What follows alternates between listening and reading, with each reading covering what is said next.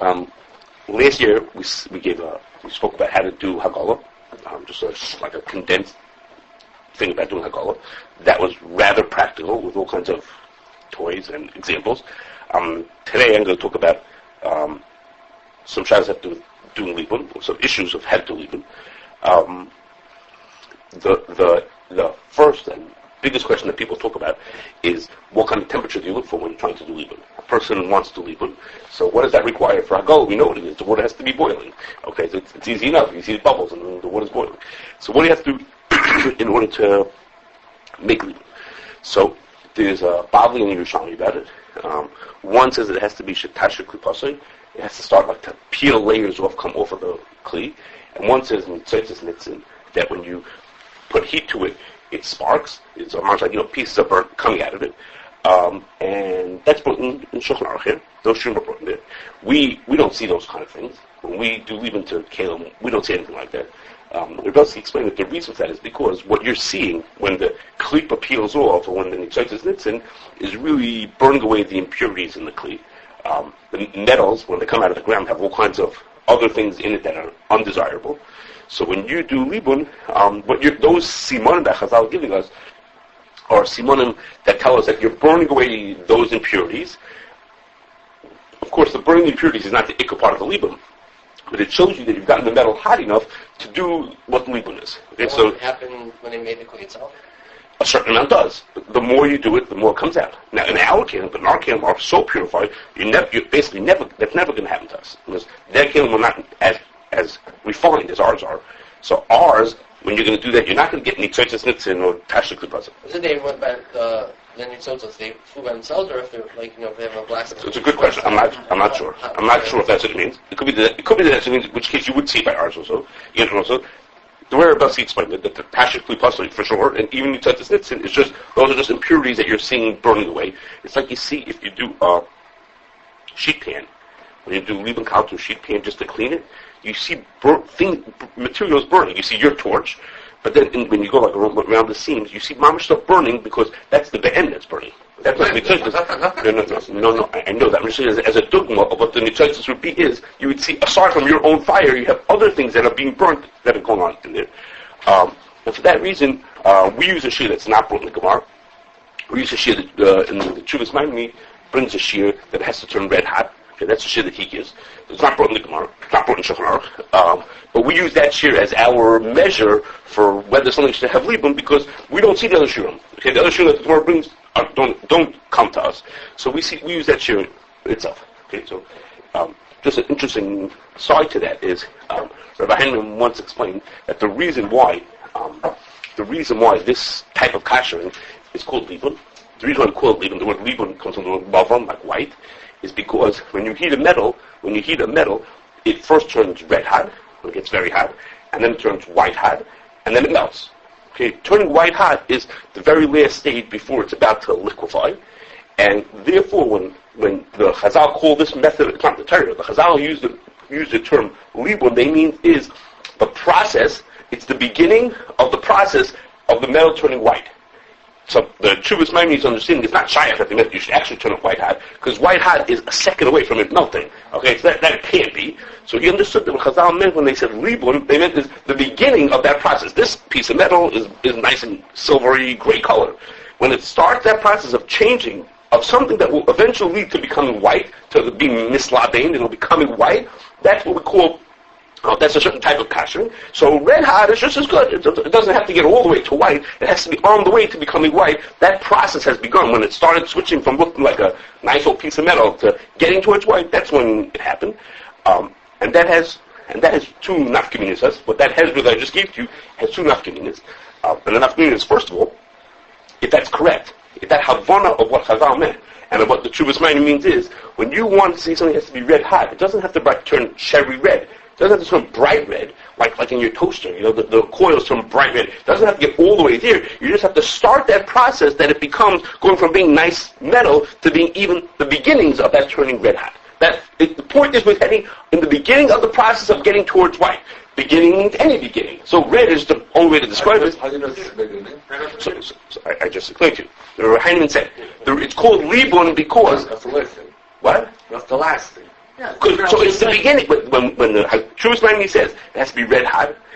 So where did that come from? Where did he get the cheer from? The Gemara said Libun, how did he get red hot? How did he come up with this idea called red hot cheer? What does he call Libun? What does Kashrus Maimoni say? Yeah. I don't know the exact words. He says that it should turn red hot. So what does that mean it should turn red? Where did he come up with that from? The Gemara says two other shurim. So he got it from because the word Libun, the Etzem means turning white. Okay, that in Svara can't be Chazal. They didn't mean you should really get it white. That couldn't be how to get that because that's too hard. I mean, it's too impossible. It's a second away from melting, and therefore he said it should be red. Isn't Libun also cleaning something in general? To be mislade, like to clean that. Okay, you can tell that too. In which case, okay. No, so if it means just to clean, I could wash it with a scrubber also. Right. So the Mishnah says red hot. But where did they come from? See? Okay, so you could say that. That's fine. You could say that's what he means, and then you can make it as red as you want. You could say that. My goal is also cleaning, so what goes to go Libun? So he's saying that this is where the name came from, and Mamela, and there's an nafkamina to it. So you're right, you don't have to agree to my nafkamina. So the nafkamina will be that's any red hot, because the point is to start that process. This doesn't have any red to it. When it gets to a certain heat, it starts getting that redness to it. Right. Well, that's interesting. Okay. The main standard is it's Hasheru Ayidei Ha'ish.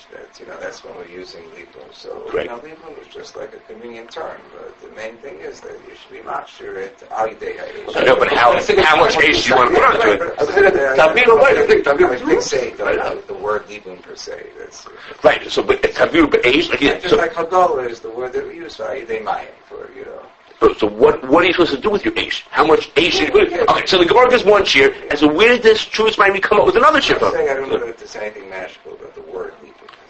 Okay, no, we're using that word. We wouldn't have made anything of it except that the Kashrus Maimoni said it means red hot, and now we're using that word to explain it, but now we can't with the nafkamina. Okay, now the second half of my nafkamina, you don't have to like this. You could agree with half, even if you don't agree with the first part. No, it's okay. You don't have to agree with the first part. The second part that we're going to get to is when you do Libun, if you have a choice, you should do it in a dark room.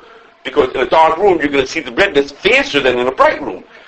Now, so that means for me, so for me, that I have to get even the slightest bit red hot. It's even more important to close the light because to get a little bit red hot is even faster. If you want to get even brighter red hot, even for a brighter red hot, the darker it is, the faster it's going to get red. There's a different type. That's why you can leave them a little differently. Okay. So let's say I want to take a needle, take out a splinter. I want to sterilize it. Yes. You hold it applies in the fire. Mm-hmm. It's red hot in 2 seconds. In a second, right. You take it out. It's like a whitish. It has a result like a white coating to it. So that's why you call baby coating because it gets that coating on it or whatever it is. Okay? Fine, another shot. Okay, no, in which case this takes off of my nafkamina. Okay, fine, okay, you can say it. Okay. So what does that mean? So we have these two shurim in the Gemara. We have one shir in Rishonim of what it means, of what it has to be, and what does it mean? We're very, scientific. So how many degrees does it have to be? So Rabbi Schwartz told us it has to be 800 degrees. That's what he said. And Rabbi Shachtel told me it has to be 950 degrees. Okay? How do they pick numbers? Does the ball? Hold on a second. I just started. Give me a second. So Rabbi Schwartz said the reason why some people say 950, I don't remember if he was talking dark about Rabbi Shachtel. He said the reason why some people say 950 is because self-cleaning ovens get to 950. That has nothing to do with it. 800 is really the right amount. 800 is really the right amount. And on a different side, we'll get to Rabbi Schwartz's number came a little bit in a second. Rebelski said from a different side. He said Rabbi Yaakov Kamenetsky told him that if you he quoted Rabbi Yaakov and other big rabbanim. Who those rabbanim I'm not sure. And other big rabbanim said self-cleaning is libun because when you do libun it destroys everything. And when you do self-cleaning, it does way more than that. It even can take out like stains in the metal and things like that. It does a really amazing job. So he said that's good enough. Okay. Now we're not going to talk about it today.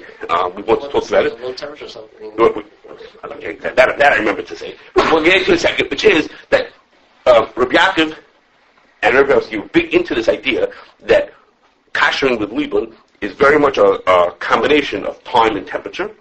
And that it could be that what in a short time needs a high temperature, in a long time you can get away with a lower temperature. Because it's like a goal that you have to try to accomplish.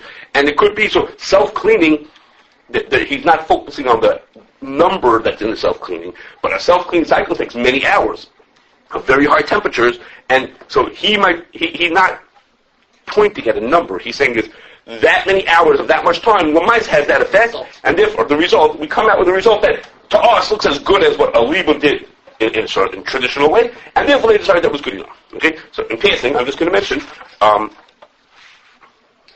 Nowadays, they just started the past couple of years, this low temperature self-cleaning, okay, which happens at mamash at 200 degrees or less. That doesn't count for Hagala. It's also Fahrenheit.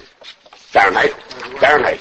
You put Fahrenheit. You put water in the bottom of your oven. There's like a little reservoir. You put water into it, and you turn on your oven to like 200 degrees. And I don't know exactly how it works, but the chamber has a coating on it, and when that water gets out and the moisture forms on it, it just removes the end that's coated onto it. It's like a non-stick. It steams up. It steams up. You put water into the bottom, and what's going to happen? Non-stick coating. Well, what happens if you put 200 degrees with water on the bottom? It's going to steam up. I mean, that's what's going to happen, and somehow that removes the stuff. It's not high temperature at all, and of course that's not legal.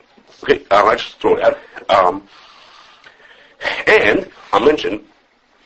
We use when we're trying. Before I can explain more about what those two sheetas are, when we measure temperatures, we have this thing we call temple sticks. Okay, temple, not temple like as in place where you pray, but temple sticks like from the word temple, like temperature. And these temple sticks you can get them at any temperature you want to. I don't know where my Libun ones went, my high temperature ones, but I have a bunch of a few different temperatures. And what you do is you let me try it. I really can do this later, but okay. What you do is you take this thing. Can you hear this? What are you doing? Can you hear this? Okay. It's like a crayon. Okay, and it's like a crayon. You color it onto the thing, and what it's done is this is specially made that this one melts at 200 degrees. So when that thing gets to, this is going to be pretty good. We're going to use this later in a second. When it gets to the right temperature.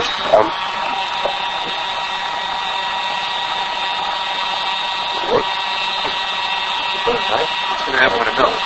It's going to disappear. It's going to melt. It's going to disappear.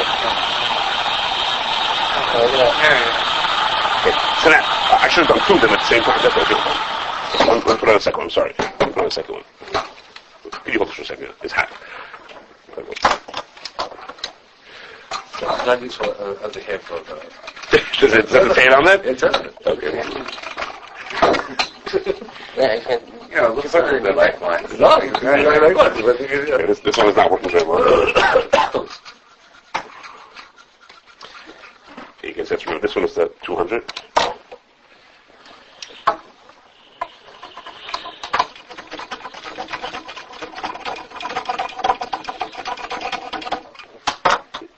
So you see. Which one is the high one? The high one is the one that's close to these ones.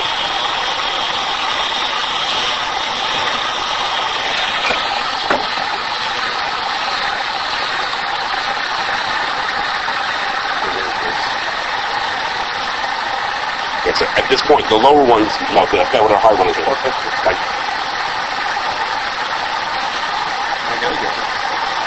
we hope as well.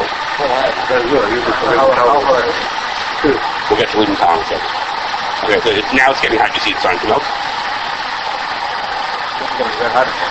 Is it getting rid of that? Yeah. No. On the inside. That's usually a reflection of the inside. You can see the coil here. That's good. I wasn't doing that before. Oh, yeah? Okay, we'll get to his toy in a second. Okay. You can manage to Libun with this. Yeah. Okay. You can do like Right. So you have to use hold for 1 second because I'm afraid to put it down on the table. It's too hot. Okay. So we use these sticks to measure temperatures. We have higher ones that I can't find anymore. They're someplace. When we were trying to kasher a belt, we were trying to decide what was the procedure that the company was going to need to run in order to kasher their belts. Their ovens could get high enough, but how many minutes and what temperature, blah, the whole spiel. So what we did was they wrote on the belt with these crayons. And there was, obviously we weren't going to remember which ones. The guy wrote it like a 7 for the one that was 750 and another 8 with 850. And we ran through a bunch of different trials. And after we finished that whole thing, we had to figure out this many minutes at this many temperatures and at this speed, the whole spiel, to figure out how to do the Libun. Okay, so back to where we were. Rabbi Schechter and Rabbi Schwartz are saying that there's a temperature, okay? And Rabbi Belsky is saying self-clean does the trick. So I want to make a point that not only are they making a difference in practice, he's saying self-cleaning, he's saying 850, okay? That they have something, a more fundamental difference between what they're trying to say. That is like this. Rabbi Schwartz is saying that there's a specific temperature that does Libun. Why is there a specific temperature? the poskim speak out that Libun works by incinerating the blia that's in the kli. It doesn't draw it out, it incinerates it. Well, there's a certain temperature that blias get incinerated at. And that number is, Rabbi Schwartz took off his hat and pulled out the number, 800 degrees came out of it. However, he came up with that number. I don't know exactly where he got it from, but he pulled the number out and said at 800 degrees it gets incinerated. Okay, that's a hashara, that at a certain temperature it gets incinerated at 800 degrees. That's what it does. It doesn't make a difference what you're dealing with.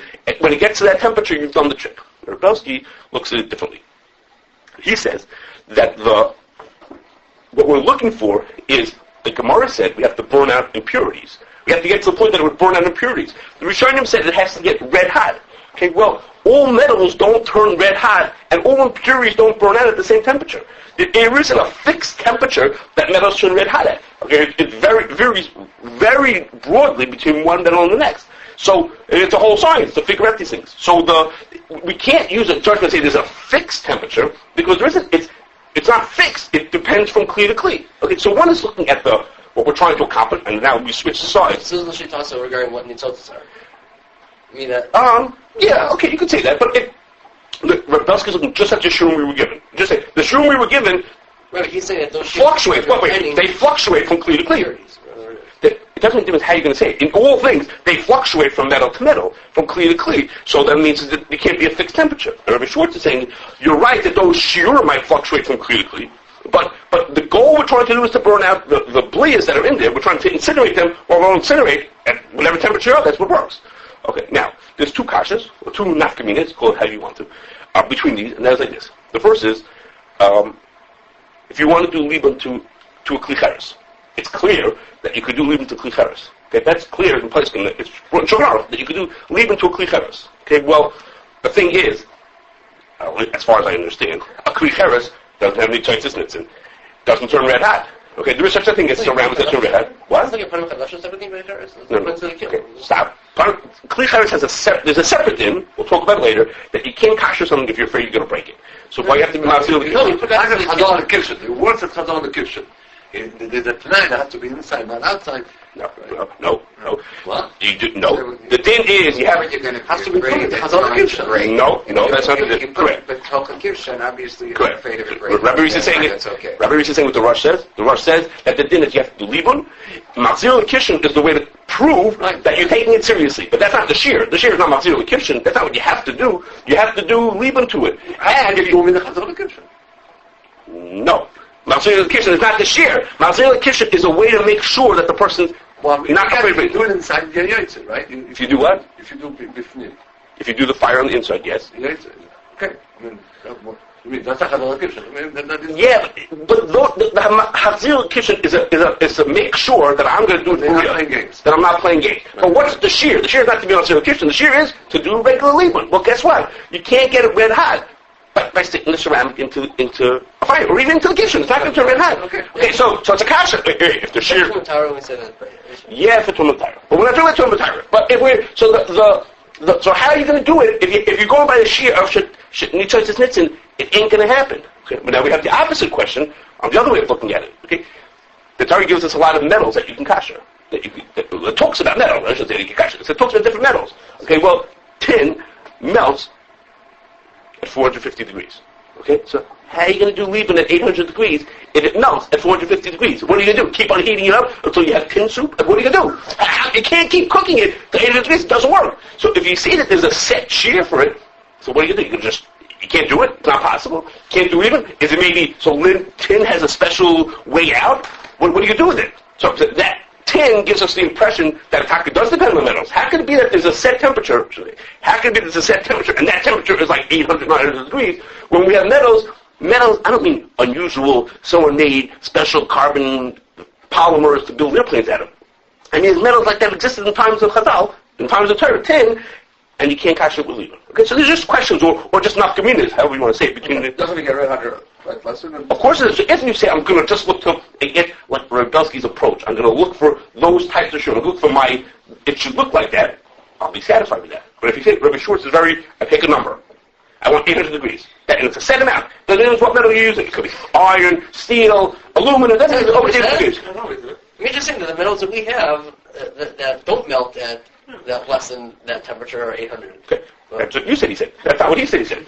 Okay. So you asked about pin? Yeah, that's right. And what do you say? On the other hand, if you want just red hot, then that wouldn't be a kasher, right? If the shit was just red hot, right? But okay. So anyway, And what do you say? he's So pin soup? no, it's a good question. He wasn't sure to answer the question. It's something to think about. It says in my notes. It requires further study. You have something to think about. What should we say about this? I'm not saying it's a pircha. It's just something to think about. If we're so focused on a specific number, if we're focused on a number, we have a little bit of a problem because we have something that's not going to work. Okay, now, okay. So far I told you if I could use the word, traditional, typical way that we do Libun. Okay, but the Hagoyis Maimoni. Basically brings the Hagoyis Maimoni. He says, you guys must be kidding. You don't really think I should do it until Tashrik Lipasei. You must be kidding. No one can do that. If you do that, you're going to break your Kalim. But Chazal said, they didn't really mean it. That's not really what they had in mind. Really what they meant that you should do is, you should do it until it's Kash Nisraf on the other side. Take a piece of straw, put it on if I put the fire on this side of the Kli, it has to be I really should put it on this side of the Kli. If I put the fire on this side of the Kli, it'll have to be until there's a piece of Kash could burn on the other side of the Kli. That's what Chazal meant. They didn't say that. They said all kinds of things. You don't really think they meant that. It's not possible that they could have meant such an extreme shear. If like not possible, no one could do that. Elamai, they were just talking the way they talked, but really, the shear is Kashrus. Okay, so of course, that's not the accepted din, but it has, we're samech on that shita in a number of cases, a number of places where it's used as a tzir, two that are very negated to us. Okay, two that we do all the time. Everybody who's going to kasher their house is going to do big samech on this shita in two different places. And that is it is. The first is, for Pesach, there's a chumrah, the Ramah brings a chumrah, chatzuva, that's like the grates on the top of your stovetop, that you do libun. Year-round, for between basar b'chol, we don't kasher them. Okay, for whatever reason, not to get us. We don't have to kasher them. For Pesach, it's a chumrah to kasher your chatzuva, so therefore, since it's only a chumrah to kasher, the kashering that you need to do is libun. Since it's only a chumrah to kasher, we say, we're mitzaref, the sheet of Hagoyis Maimoni, and say that you can kasher with libun kal. Okay, it's a tiruf or a seksekel, call what you want to, and we kasher it with libun kal. Okay, so that chatzuva, you just do libun kal. At first, it's not. He says that. Okay, so we can talk about that. In the good books, it says that you should libun kal, but we can talk about that. He says that the way that. No, Mishabur. What did I He says, we try to find it. It is libun gomer. It doesn't make a difference. The din is you're not mechuyev to do libun gomer. I don't know, but in practice maybe it is or isn't. Again, the din is since it's only a chumrah, then you only have to do libun kal. And the second nafkamina, which has a more far-reaching nafkaminas, comes from some Chaim Chernov, probably knows him, but some Chaim Chernov, who said the following. He said, there's another place where we do libun as a chumrah. And that is like this. Now, it doesn't say this directly, it says this indirectly, which is, Ashkenazim are machmir to say that glass has a din of cheres.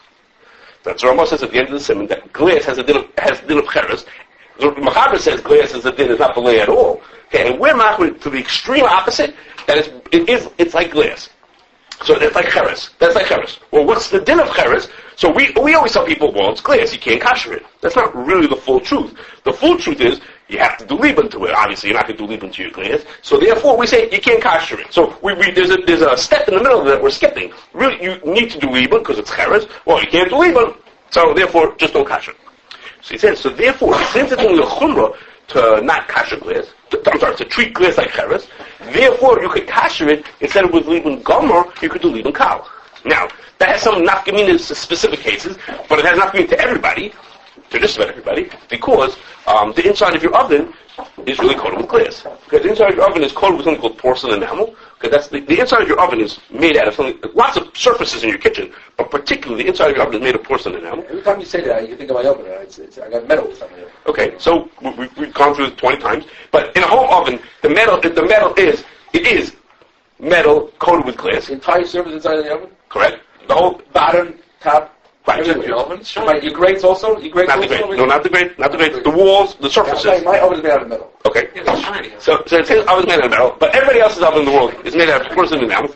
Okay, it's fine. It's fine. Okay, we've been through this a bunch of times. So according to my oven, my oven is made of porcelain enamel. It's made of porcelain enamel, which is metal coated with glass. There's a whole shiloh we talked about at a different time. Whether that glass has a din of glass or cheres, and the din is that it has the din of glass, not like cheres.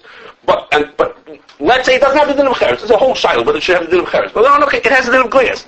But so how am I allowed to kasher it? How can I just kasher it? Glass you can't do hagala to. You can't do Libun kal to it. Well, how could it be that if you just heat up your oven to a high temperature, not self-cleaning it? You don't do a self-cleaning. How can it be that you're going to kasher it? And the answer is, because since it's only glass only needs Libun as chumra, therefore we can get away by just doing what we call Libun kal to it, and you could kasher your oven. If you don't self-clean it, there are other ways to kasher it, which are just Libun kal. Okay.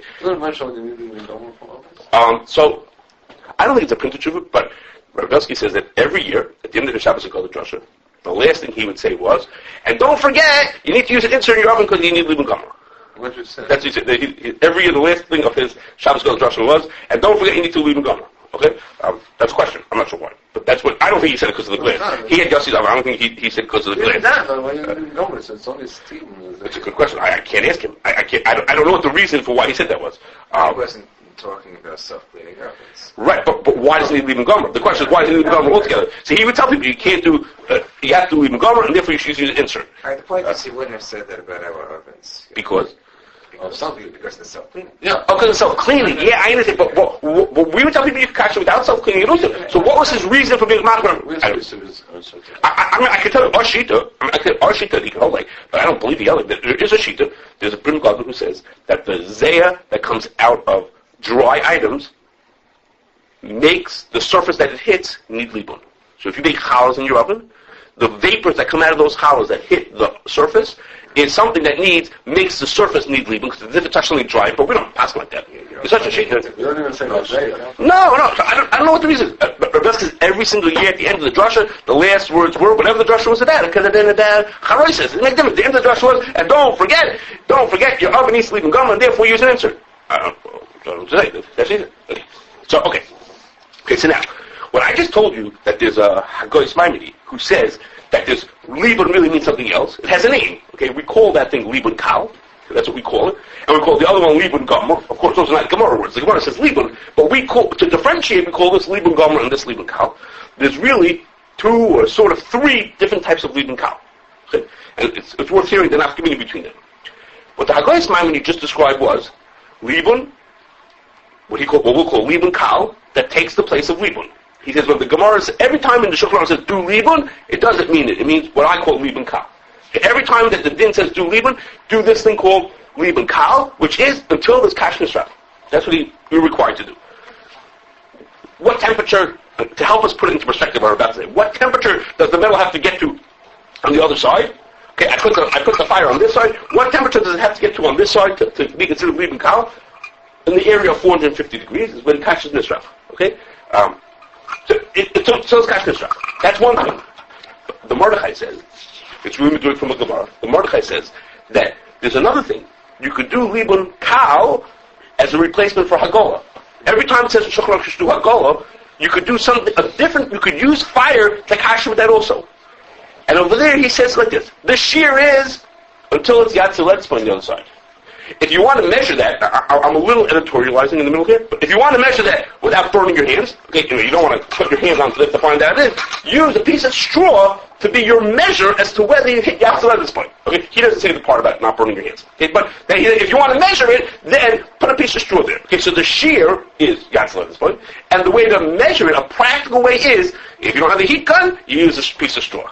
Okay, but so the shear is not in the range of 450 degrees. The shear is way less than that, probably less than 200 degrees. Yatzel at this point. I mean, how hot does it have to be to be Yatzel at this point? So the two forms of Libun Kal are not the same thing. When we say you're going to kasher your other Libun Kal, we say it's glass, you have to Libun Kal. That's Libun Kal at a higher temperature. It's Libun Kal, that would be taking the place of Libun. You're saying, really, I need Libun because it's glass? I'm being retired to Hagoyis Maimoni and doing Libun Kal. So the number I'm looking for is somewhere in the area of 450. We won't talk about what the shear is. What the shear is. But when I'm doing Libun Kal, because I say it's more practical for me to do Libun Kal on something that needs Hagolah, I don't need to have temperatures like that. My temperatures are in what David uses his gun for. Okay, when he uses his gun for a certain table, it just doesn't work to do Hagolah on it. Okay, it's not practical to do Hagolah on it. It doesn't need Libun on that table. He needs it for practicality. It's easier to do Libun Kal than to do Hagala. He only needs that at this point. So he says, he sits there, he says, but it's going like this, with a hand on the other side of the table to see if he's getting to be Libun, if he's getting to be Yad at this point. He's not waiting for Kashrus. He's pointing the gun like this on the table, and his hand on the bottom of it to see if he reached Yad at this point on the other side. Okay, because that's the sheer, because that clearly really needed Hagala. So if it needed Hagala, I can get away with my Hagala by doing Libun Kal, based on the Gemara, Libun Kal, until the point it's Yad Tzlizvah. But it's not the same shear, as the other Libun Kal. Okay? And that's why, for us, day to day, every Ein Ben Yevon congregation company is a chumrah to Kashering. And therefore? And therefore, Libun Kal is okay. No, I don't know if I already say that. The Ramah says it when the Libun is a chumrah. You're saying it's anytime the whole Kashering is a chumrah. The Ramah didn't say that. Even what I just said, what the Ramah says is not so partial. I'm saying you how the Pri Megadim explains it. It's not so partial the Ramah says it, but we accept it, that's what the Ramah means. But he says that when Libun is a chumrah, we're mitzaref that maybe what the Haggadah Shemani says is really Libun. I'm really doing what I'm supposed to do. You're saying my whole Kashering is a chumrah, so if the whole thing is a chumrah, I'm not saying it's ridiculous what you're saying. I'm saying, but it's just a stretch. It's another step past what I'm saying. I'm not saying it's wrong. It's just another step. Okay. And one last part is that there's another way that Libun Kal is used in Hilchos Haggalos Kel. There's another way that it's used. So again, sometimes Libun Kal is used to say this is Libun. That's what it's for chumras. Sometimes Libun Kal is used as Haggalah, and we should give a prize if you remember it. It's very hard to find that in Haggalos Kel. It's very hard to find that Gemara and that Mordechai brought in Hilchos Haggalos Kel. That's its own thing. How to find that. But there's a third thing. In a few places, the person can bring out that if you use Libun Kal, you could burn away all the end. Like I told you before, if you have a sheet pan, at the edge of the sheet pan there's a part that's curled over, on the edge of it curls over, and there's loads of the end always stuck into there. So the person can say you could use Libun Kal to burn away the end. So sometimes you can't kasher kli because you can't get rid of the end. So they say if you do Libun Kal, you can get rid of the end. You can do Libun, and they mean Libun Kal, you get rid of the end by burning it up. You just get rid of it. You burn it up. Okay, that's not, if I could use the word, that's not a halachic decision. That wasn't a halacha that says, if you do Libun Kal, you've gotten rid of the band. It's a practical piece of information. That is to say, it works. It's like saying, if you use soap, you're going to get it clean. So the price can say, if you do Libun Kal, it also gets it clean. What I mean to say is, it's not a halacha that he says, I got to the right temperature, I stuck on one of these funny colored pens, it got to the right temperature, I did what I had to do. And there's still a whole potato sitting on the side over there, okay? That doesn't work. It's practical. It means that it has to really work. You have to do it. It has to come off. They're giving you a piece of advice that says, if you do Libun Kal, the derech Kal is going to take it off. But it only works if it really works. You know what I mean? Like in my sheet pans I'm talking about, when you put it onto there, it could be cashing stuff on the other side. There's still loads of stuff burning up. You see it yourself. The stuff is just burning away. It just keeps on coming out. So it's practical. You know, if you put a whole potato into here, Libun Kal is not going to burn it. Get it off, or you have to see it as black. Or you could consider. I'm not saying you have to remove it inside. You can get it. I'm not saying you have to get it off. But they're not giving an advice that's based on a din. If I have a lot much we see that if you do this, it's practical. And when it reaches whatever you want, then you've done the trick. And you can make an assumption that if you did Libun Kal, you got it off. But it's not to say that it's like close your eyes and say, I did Libun Kal, I'm finished. Okay. So now. The good news is that we stopped. The bad news is that I'm only halfway done. Okay, so we'll have to continue next time. No, because really, I'm only halfway done. I had hopes of finishing, but it's not going to happen. Okay, I mean, it's another time.